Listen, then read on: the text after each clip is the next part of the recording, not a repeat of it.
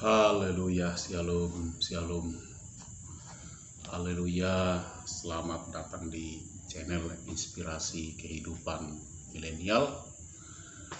Kita bersyukur senantiasa atas anugerah Tuhan. Kita berikan kehidupan, kesehatan, kekuatan, dan kesempatan untuk berbagi, kesempatan untuk menyampaikan firman Tuhan, dan bahkan kesempatan untuk menyampaikan kebenaran, sehingga setiap orang yang mendengar dapat semakin dikuatkan, semakin diteguhkan di dalam firman Tuhan, terutama di tengah-tengah situasi kondisi dunia yang belum betul-betul normal. Saat ini kita melihat situasi dan kondisi bagaimana dunia masih dilanda oleh masalah COVID-19. Oleh karena itu, seiring dengan keadaan itu juga kehidupan manusia banyak tertekan, mentalnya tertekan, pikirannya tertekan. Dan untuk itulah firman Tuhan selalu hadir, menguatkan kita, meneguhkan kita, supaya kita senantiasa mengerti apa yang harus kita lakukan. Di tengah-tengah dunia ini semakin banyak ajaran-ajaran palsu yang datang, yang hadir dengan tetap juga mengatasnamakan nama Tuhan. Namun kita perlu hidup memiliki komitmen dalam kehidupan ini, supaya kita tidak gampang terombang-ambing oleh pengajaran-pengajaran yang muncul. Fenomena-fenomena tersebut tidak bisa dihindari dan tidak bisa kita lalui begitu saja. Mungkin ada orang yang merasa cuek, tetapi kecuekan itu tidak cukup, karena manusia adalah manusia yang hidup dan berpikiran dan punya telinga untuk mendengar, punya akal dan budi untuk mengolah segala situasi, segala pengajaran yang masuk, yang dia dengar. Dan pengaruh-pengaruh itu juga membuat dia semakin teguh atau justru melenceng sedikit. Dan untuk itulah kita harus selalu merenungkan firman Tuhan. Sejak dulu memang pengajaran-pengajaran palsu itu sudah ada. Tetapi di penghujung zaman, di akhir zaman, pengajaran-pengajaran palsu itu akan semakin nyata, semakin jelas. Dan setelah semakin jelas dan semakin banyak, semakin banyaknya manusia, semakin banyaknya juga orang-orang yang memiliki pendidikan tinggi, dan semakin banyak juga orang-orang yang mengkritisi daripada kitab-kitab suci, dan semakin banyak orang juga yang ingin menyelidiki kebenarannya. Dan itu juga yang kadang-kadang membuat orang-orang semakin berpikir rasional. Dunia sudah berubah. 70 tahun lebih yang lalu sebelum Indonesia merdeka, segala sesuatu tidak ada online. Dan setelah merdeka ada perubahan demi perubahan di sana sini. Dan seiring berjalannya kemerdekaan itu, kebebasan beragama semakin ada. Dan di akhir-akhir ini bukan hanya kebebasan beragama, tetapi kebebasan menyampaikan argumen, menyampaikan kritikan, menyampaikan ide, dan berinovasi-inovasi semakin bebas. Apalagi dengan adanya teknologi yang semakin canggih dan luar biasa. Apalagi dengan adanya Facebook, YouTube, WA, Instagram, dan lain-lain sebagainya. Saya percaya akan muncul lagi nanti fitur-fitur yang baru, fitur-fitur yang lebih luar biasa. Beberapa tahun yang lalu, orang kalau sudah memiliki sinyal 3G, handphone yang bisa 3G, itu sudah bangga. Dan saat-saat ini 4G, dan setelah 4G sudah muncul 5G, bahkan di atas 5G akan muncul lagi 6G. Artinya kecepatan-kecepatan daripada sinyal-sinyal tersebut akan semakin lengkap dan semakin kuat. Dunia ini akan semakin gampang dijangkau dengan berita-berita apapun, dan berita-berita up to date yang terjadi saat ini di mana-mana dapat dikirim begitu cepat, sehingga begitu cepat juga orang bisa mendengar dan mengetahui berita-berita tersebut. Saya percaya seiring dengan itu, firman Tuhan juga tidak akan kalah cepat.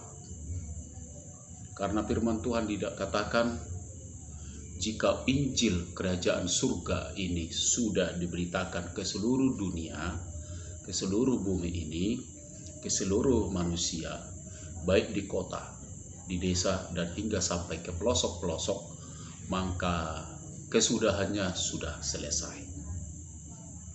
Dan seiring demikian juga akan semakin banyaknya bermunculan ahli-ahli Taurat yang mempelajari firman Tuhan, mempelajari kitab-kitab suci, tetapi tidak melakukannya.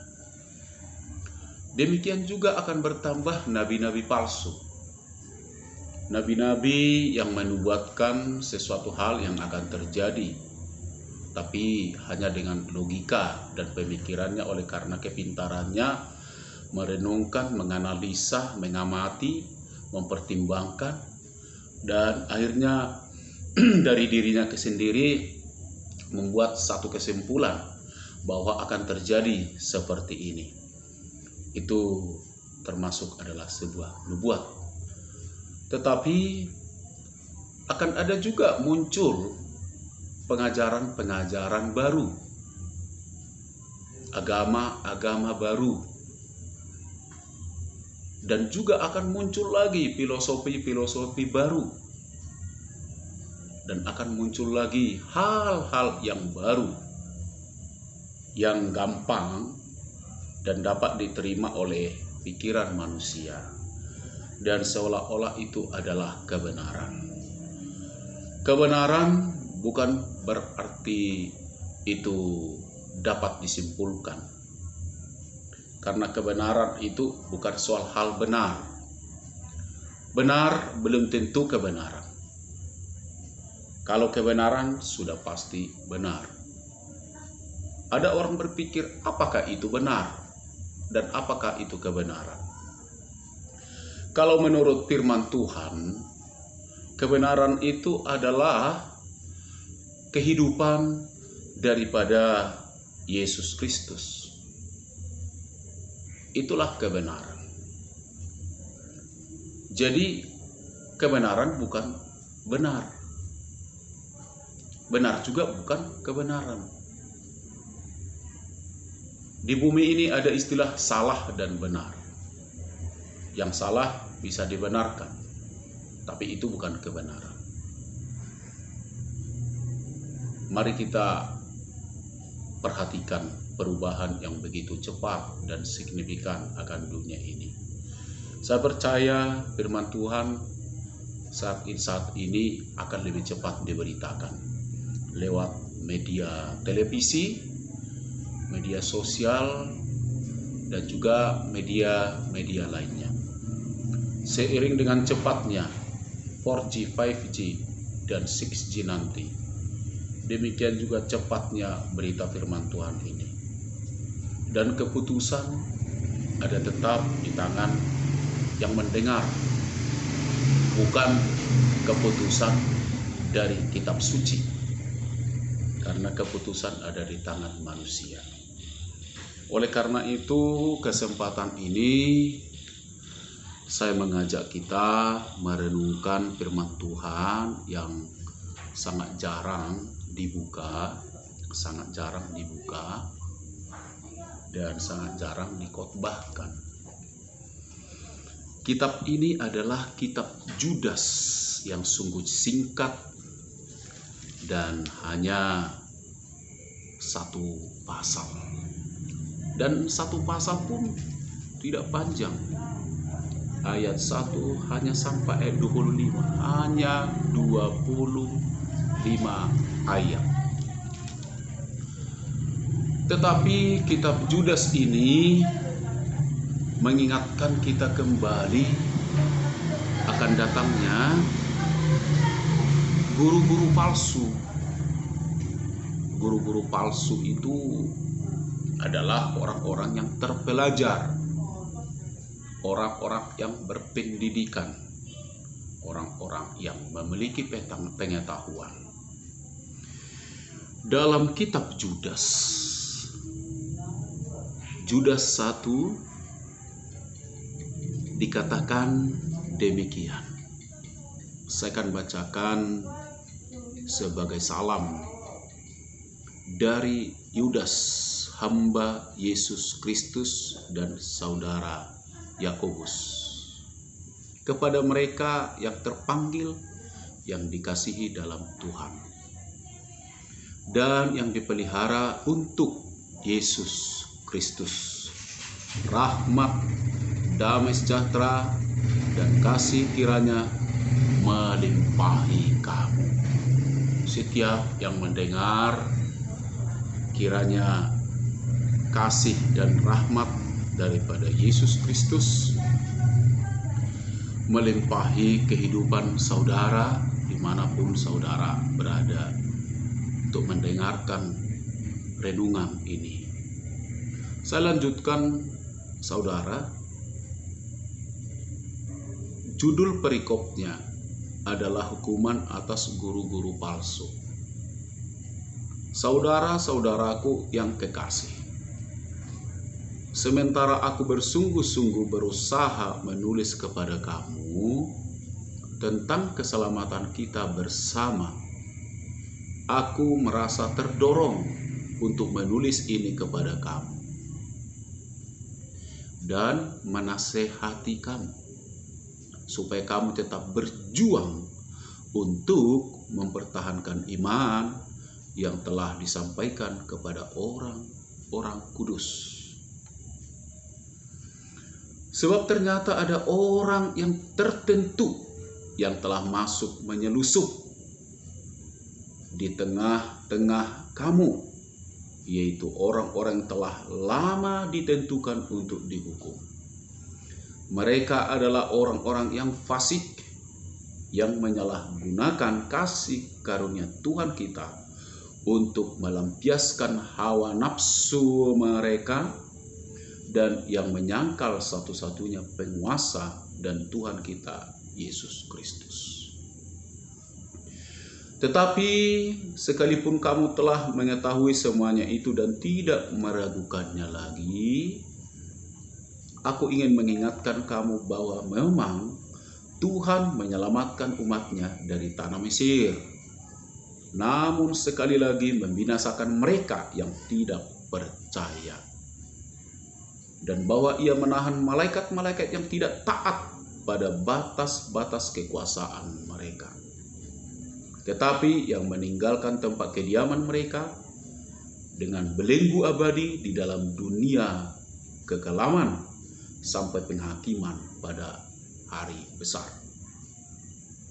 Sama seperti Sodom dan Gomora dan kota-kota sekitarnya yang dengan cara yang sama melakukan percabulan dan mengejar kepuasan-kepuasan yang tak wajar, telah menanggung siksaan api kekal sebagai peringatan kepada semua orang.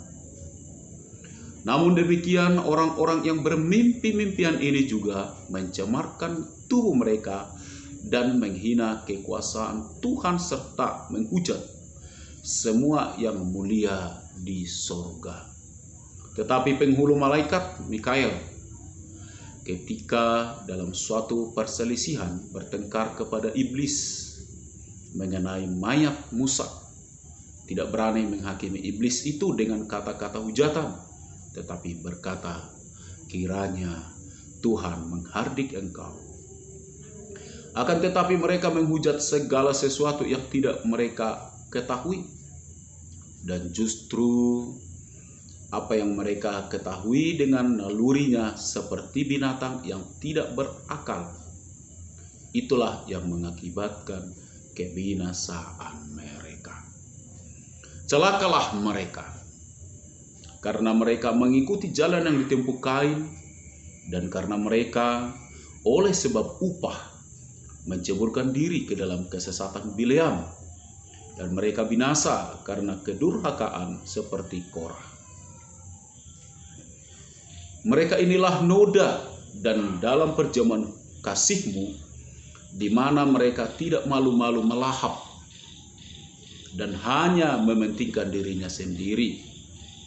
Mereka bagikan awan yang tak berair yang berlalu ditiup angin. Mereka bagaikan pohon-pohon yang dalam musim gugur tidak menghasilkan buah. Pohon-pohon yang terbantul dengan akar-akarnya dan yang mati sama sekali. Mereka bagaikan ombak laut yang ganas, yang membuihkan keaiban mereka sendiri. Mereka bagaikan bintang-bintang yang baginya telah tersedia tempat di dunia kekelaman untuk selama-lamanya. Juga tentang mereka, Henokh, keturunan ketujuh dari Adam, telah bernubuat. Katanya, sesungguhnya Tuhan datang dengan beribu-ribu orang kudusnya, hendak menghakimi semua orang dan menjatuhkan hukuman atas orang-orang fasik, karena semua perbuatan fasik yang mereka lakukan, dan karena semua kata-kata nista yang diucapkan orang-orang berdosa yang fasik itu terhadap Tuhan. Mereka itu orang-orang yang menggerutu dan mengeluh tentang nasibnya. Hidup menuruti hawa nafsunya, tetapi mulut mereka mengeluarkan perkataan-perkataan yang bukan-bukan, dan mereka menjilat orang untuk mendapat keuntungan. Kesempatan ini kita pergunakan untuk merenungkan firman Tuhan, bahwa di akhir zaman ini memang benar-benar akan bermunculan ajaran-ajaran palsu, ajaran-ajaran sesat yang mengatasnamakan Tuhan juga, bahkan memegang Bible, memegang Alkitab dengan dasar Alkitab.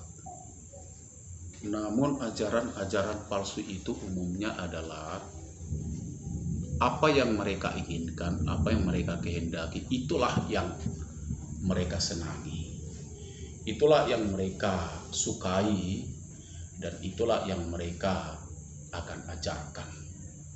Namun yang lain yang mereka tidak cocok, tidak seturut dengan hati nurani mereka sendiri, yang tidak cocok dengan akal budi mereka, dengan jiwa mereka, maka itu mereka coba singkirkan. Artinya bagi mereka firman Tuhan ini bukan satu kesatuan yang saling mendukung. Dan semuanya akan tetap berlandaskan daripada Alkitab. Dan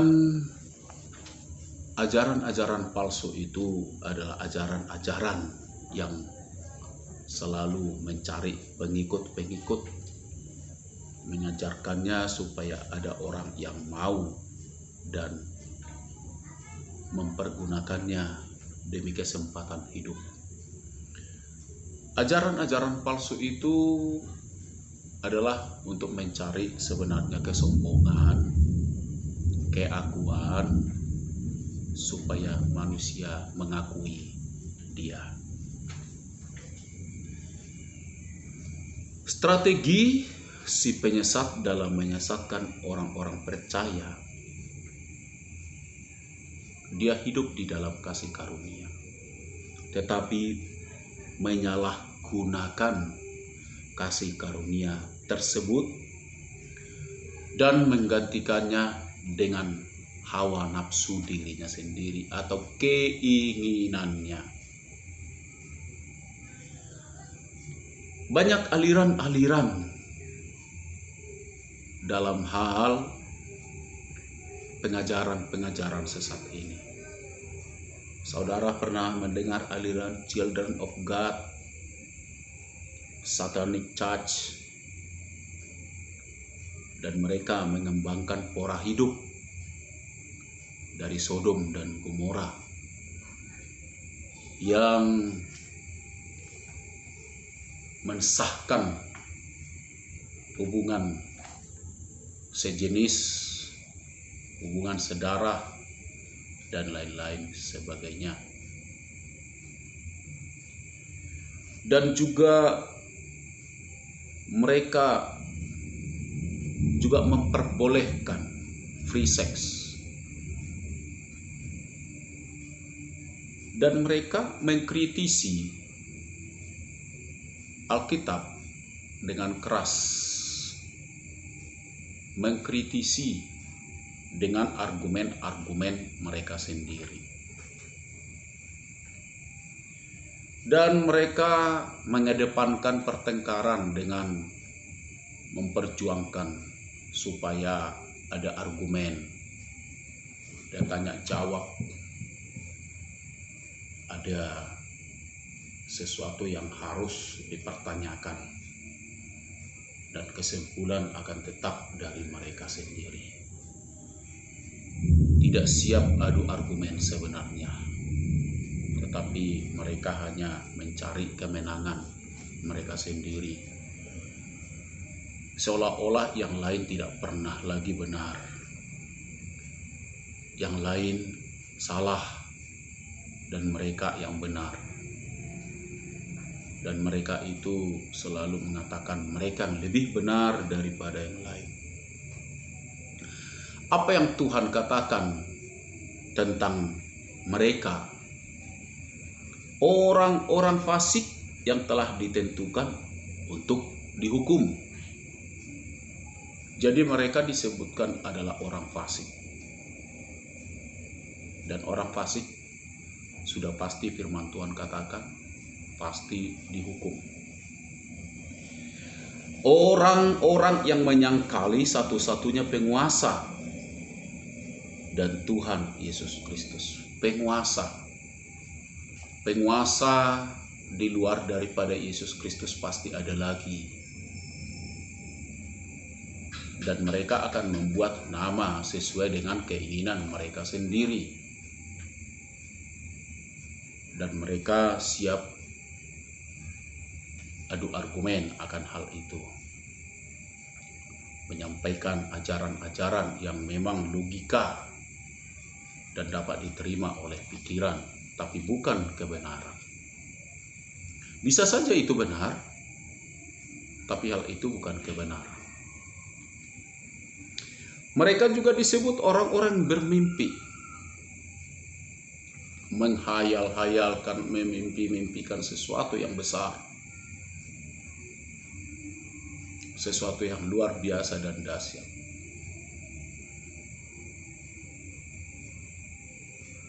Dan berusaha untuk melakukan segala sesuatu. Firman Tuhan juga sebut mereka adalah noda di dalam perjamuan, noda di dalam pertemuan, noda di dalam pertemuan kudus. Ajaran-ajaran sesat itu, ajaran palsu itu bukan karena banyaknya, kecil. Yesus pernah katakan, hati-hati dengan ragi ahli Farisi. Ragi itu berbicara tentang ajaran yang kecil. Seumpama ragi kalau satu butir ragi dibuat untuk 1 kilo ubi, untuk mau menjadikan tape sudah cukup. Tidak diperlukan banyak ragi. Ragi itu sangat kecil. Begitu ditaburkan ke ubi yang benar-benar masih keras, tunggu 3 hari lagi, ubi itu sudah jadi tape, lembek, dan menghasilkan alkohol karena terjadi fermentasi. Semakin banyak dibuat, semakin banyak alkoholnya. Alkohol itu memabukkan. Kalau dihubung-hubungkan nanti memang akan terhubung semuanya. Mereka juga dikatakan bagaikan ombak laut yang ganas. Ombak laut yang ganas, yang menyeret. Yang menyeret orang yang sedang berenang di pinggiran dan akan diseret ke tengah dan tidak bisa kembali lagi. Kalau tidak ada yang menolong, maka orang-orang diseret ombak laut yang ganas tersebut akan mengalami kematian. Jadi orang-orang yang diseret oleh aliran-aliran ataupun ajaran-ajaran akan mengalami kematian rohani kalau tidak ditolong. Dan harus ditolong. Saya hanya mengingatkan kita semuanya. Juga dikatakan sifatnya seperti binatang-binatang yang tidak memiliki akal. Ya jelas binatang tidak memiliki akal. Tidak ada binatang yang memiliki akal. Memang Tuhan ciptakan sedemikian rupa. Karena binatang-binatang itu diciptakan untuk mangsa, untuk dinikmati manusia. Binatang yang tidak berakal.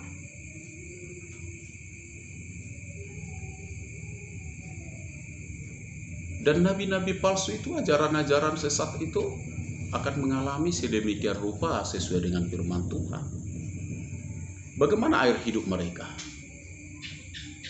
Mereka akan binasa. Mereka akan binasa seperti Kain. Kita mengetahui Kain itu gampang emosi, gampang cemburu, iri hati, sehingga dia membunuh Habel. Tidak peduli apa hukumannya kelak. 10 tahun, 20 tahun, 30 tahun, seumur hidup. Tidak peduli dia. Yang penting, apa yang ada dalam hatinya itu harus tergenapi. Kain telah membunuh abangnya sendiri, adiknya sendiri, yaitu Habel, saudaranya sendiri. Bukan karena salah. Yang salah Kain sendiri. Kenapa dia mau tersinggung? Ketersinggungan itu membuat dia iri hati. Dan karena iri hati muncullah marah. marah itu tersimpan terus, akhirnya apa? Ingin membunuh. Keinginan membunuh ini tidak terobati, akhirnya terjadilah pembunuhan. Bukankah demikian nabi-nabi palsu ingin membunuh karakter-karakter manusia? Iri hati karena orang lain diberkati. Iri hati karena orang lain bisa melakukan mujizat dalam nama Yesus. Bukankah demikian? Kok banyak sekali yang lain protes akan seseorang yang melakukan mujizat dalam nama Yesus. Disuruh berhentikan malah. Lihat saja, jalani saja hidup ini. Kenapa kita harus iri hati? Kenapa kita harus marah? Tuhan telah berikan kok karunia-karunia yang berbeda-beda kepada kita yang harus kita syukuri. Gak bisa kita paksa Tuhan. Tuhan berikan aku karunia untuk melakukan mujizat. Ya kalau Tuhan tidak kehendaki, tidak akan ada. Karena masing-masing manusia Tuhan telah berikan karunia dan talenta. Semuanya itu bukan serta-merta dimilikinya. Tuhan memberikan penghargaan tersebut. Dan dikatakan seperti Bileam, mereka akan binasa seperti Bileam. Siapakah itu Bileam? Yang diminta untuk menubuatkan sesuatu dan Bileam mau karena uang suap.